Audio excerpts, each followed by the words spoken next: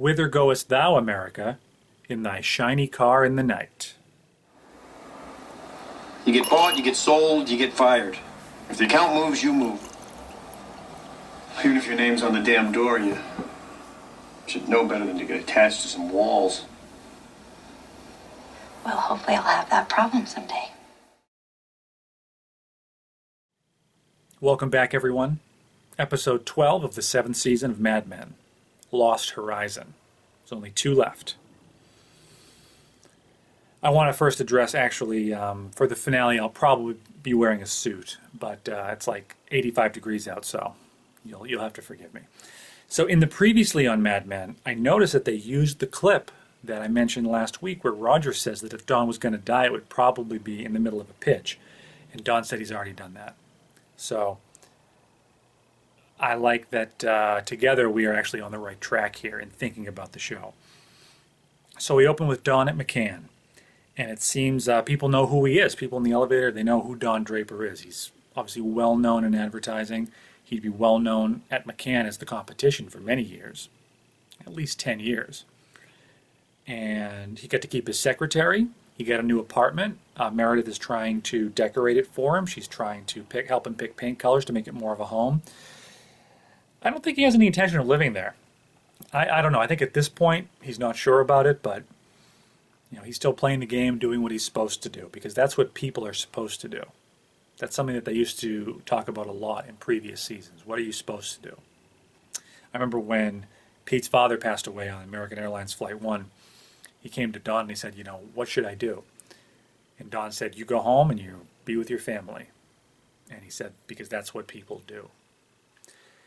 So, looking into his wallet, he's in a similar looking office, and you see Don Draper's Social Security card, which was interesting. I thought there might be some hidden meaning behind the numbers, but I looked it up, and the area number 949 wasn't used at all in the 70s or the 60s. So it didn't correspond to any particular area. So no real meaning there. It's just a fake one, I think, that they use for TV shows. But it does kind of make me think, he's looking at that, and that's a piece of his identity, a piece of his stolen identity, and I think it's just a little bit of a foreshadowing of he's looking at it, he's looking at, who he is, and just we as the audience will see that Social Security card, and it reminds us of his stolen identity. So he hears the wind whistling outside his 19th-story window, and he kind of presses on that glass a little bit, and you get some of that skyscraper air rushing in. People are going to say, oh, he wants to jump. He might be thinking about it. He might be thinking about how far it is down, but I think he just is looking for freedom outside of this office building. So we cut to Sterling Cooper and Partners, the old offices, and Harry and Roger are there, among other people, and they're cleaning it out, and everything must go. They're almost down to just the bare walls, and Harry's computer's gone, and Roger asks if he's bringing it over, and Harry says that they've got a whole floor, they've got a whole team of people that are dedicated to doing research. So this is, Harry's going to be very much at home. It seems as if Harry is going to advertising heaven, at least for him. And Roger says, that he better watch out. Wasn't sure about his hat size because his head's getting a little bit too big. That was a good Roger line. Harry thinks he's on cloud 9, but Roger, of course, is having trouble letting go. This is a business that that his father started with Bert Cooper. And, of course, he inherited it. He inherited the Lucky Strike account. But that's his name. That's his name on the wall. So he's having a much harder time than anyone else letting it go. And he also feels partly responsible because the McCann deal was his deal. It could have stayed Sterling Cooper and Partners, and it would have been Jim Cutler's vision. But Roger made a tough choice there, and it's too late now to second guess it. It must be emotional as well for the actors cleaning out this set. This is a set that they've been using since, I want to say, season 4, right? And they have probably become very attached to it. It might be the last time that these two actors, like Harry and Roger, they share another scene together. Every minute of the show that goes by, that gets more and more doubtful that these on-screen pairings we're going to see will happen again. Even Don and Sally, will we even see Sally again? Later on, we find out that she left for school without him. He was going to give her a ride. She didn't want to be with him, didn't want to spend time with him. So will we see her again?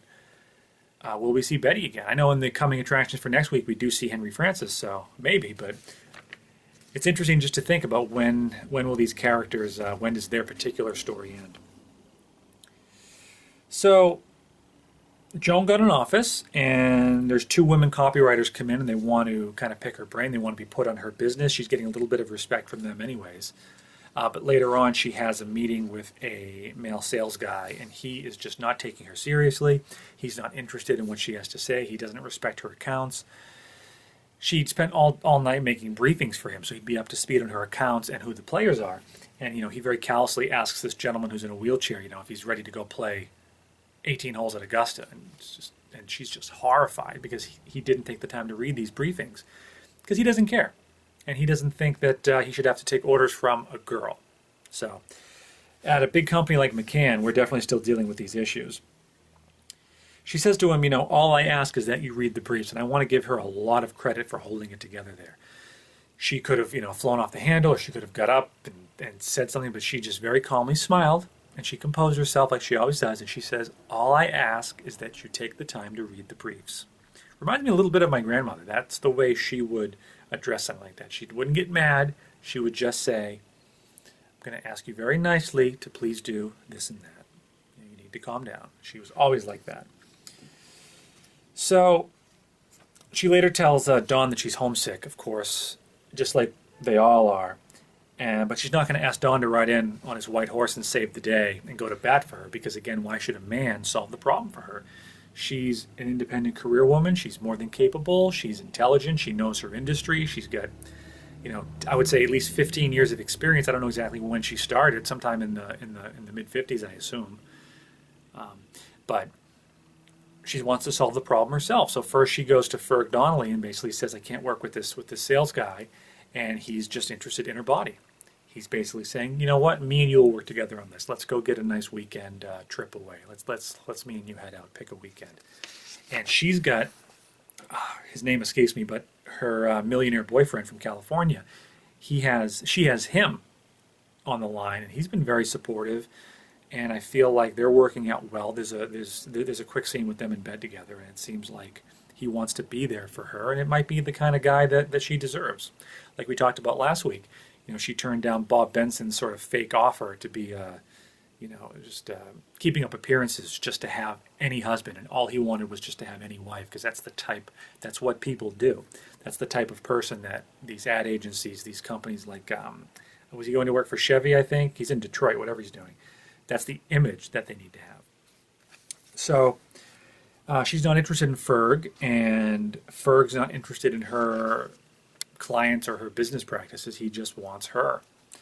And she eventually she's talking to him, and Ferg says that the sales guy has a wife and 3 kids. What's he going to say, that he works for a girl?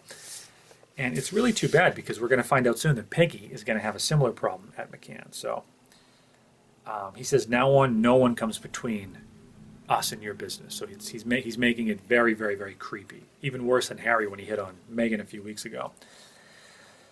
And then he says to her, we can't lose those accounts. What else would you do around here?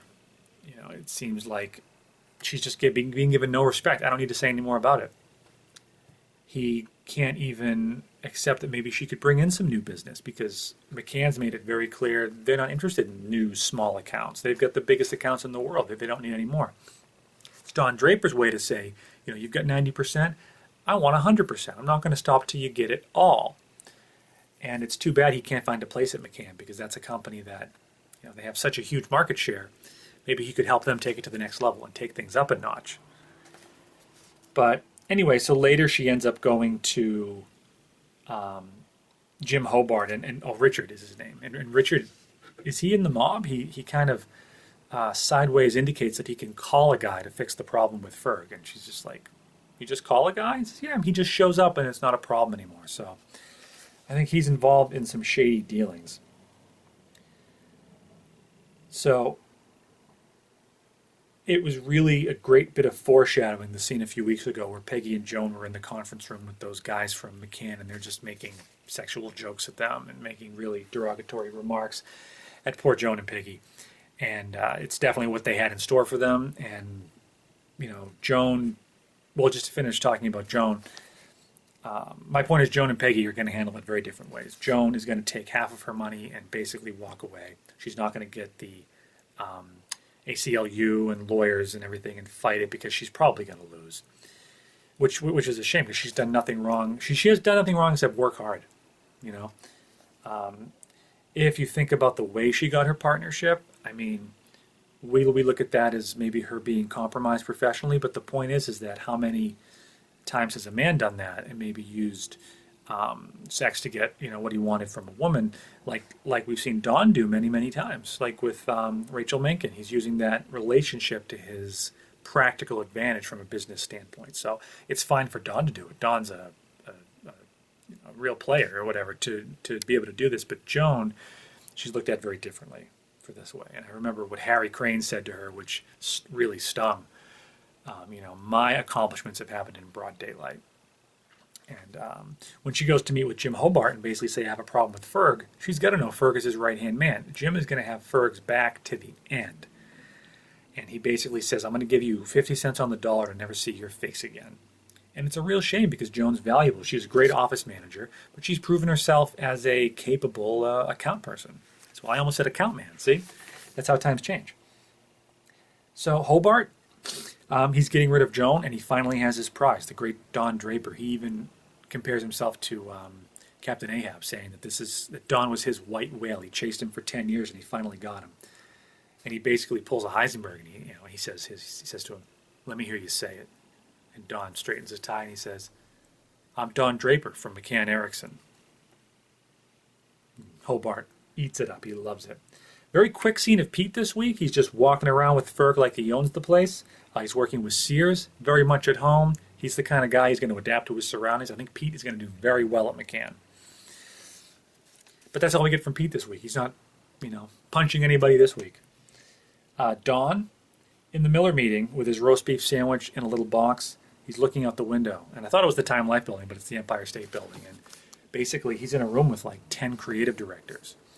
And they're all turning the pages in unison. And they're all just photocopies of each other. And he said a long time ago to Duck Phillips, he said, I sell products, not advertising. And it's being made very clear to Don that he's in an advertising agency now. They're in the business of selling advertising. And they're looking at the kind of demographics. What is this man in Wisconsin who has these power tools in his garage? What does he want? And Don can tell you what he wants. Don can get inside his head. But he's not going to sit through this kind of meeting. Don already knows all this. He doesn't need this market research guy, this fake Harry Crane, to sit and tell him who his target audience is. So Don Draper does what Don Draper does. He gets up, walks out of the meeting. Nobody even notices. Nobody says, Don, where are you going? No one cares. Only Jim Cutler, only Ted Shaw looks over his shoulder at Don, and he kind of smiles. He does this kind of soft smile, because remember, Ted's given up. He doesn't care. He's taking the checks, taking the money, putting in a half effort. He's giving a half measure to keep the Breaking Bad references coming. But Don's not going to sit through it. It's not worth his time, the time he has left on this earth. He has better things, different things he can do. He said before to Roger, if I ever leave this place, it will not be for more advertising. So I really think that he is keeping his promise. He's not going to sit through this meeting and eat his roast beef sandwich in a box. I just thought that was an evocative image. I've actually worked in advertising, and I've done the kind of market research that they're talking about, where you look at, how many, men between 30 and 35 who own cars, more than $40,000, are in the market to buy a computer in the next year. And you look at that number of people, and you look at which zip codes these things are trending in. It's all very inaccurate, but that's largely the way it works. And it's not Don Draper's business. So he goes to pick up Sally and to drive her to school. And as we talked before, Sally blew him off. So he has a nice scene with Betty, who he still calls Birdie. He's rubbing her shoulders, trying to flirt with her. She's not interested in it, but they seem to have settled into kind of a nice friendship, which I like, and she's reading Freud. I just can't imagine anyone taking her seriously as a therapist, which is a real shame. It seems like it's something she wants to do, but it's going to be a hobby. She's not going to be your next great psychologist. She doesn't even understand herself or what she wants or understand her children. But she's focused on her classes. He's asking about Bobby and Jean, and they're at like Cub Scouts or something, and they're busy. So nothing there for him. So he takes off and starts driving where? Racine, Wisconsin. He's looking for Diana. So That's about, I want to say, something like a 11-hour drive, I think, and 11, 12 hours. So he's driving, and it gets to be late at night. He takes the Pennsylvania exit, so we know he's not going back to New York. And we hear Bert Cooper's voice on the radio, of all people. And then there he is sitting next to Don. It was great to see Robert Morse again this week. It was really great. And it's really, I think, rather than any kind of a brain tumor, I think it's just Don's subconscious. He's very tired. He's been driving, obviously, a very long time. And Don just can't let go of all the things. He's got to find Diane. I think he knows that Diane is basically a female version of him, maybe worse off. And he wants to either try to help her, or he just wants to try to understand her. And he wants to try to find some truth in her, is what he's trying to do. But he cannot let go of it. So Don's on the road. He's riding the rails. Jack Kerouac. He likes to play the stranger, as Bert takes it. And Bert says to him that quote that we opened with, "Whither goest thou, America, in our shiny car in the night?" And Cooper's trying to just, express to Don that he just can't let go. And this is just this is who he is. This is who Don is. He's not going to sit in that boardroom and listen to that market research. He's going to go on the road, and he's going to go follow his own way. So the song that comes on the radio also, Cold Lonely Summer, great song. There's some meaning in those lyrics as well. You can look that up. I think you'd find some meaning there. So Don pretends Diana won a contest to find her, and the husband comes home and he's not buying it. She didn't win any contest. Apparently Don's not the first man that's come looking for her. And Don then pretends to be a debt collector, and he switches identities so fast, because that's what Dick Whitman does. There's a really weird shot, actually, if you go back and watch it, of when the Diana's ex-husband's new wife opens the door, and then she opens it a little bit more, and Diana's surviving daughter is standing behind her, and she looks almost like a proto-goth. And it's a very interesting shot. She's standing there very creepily.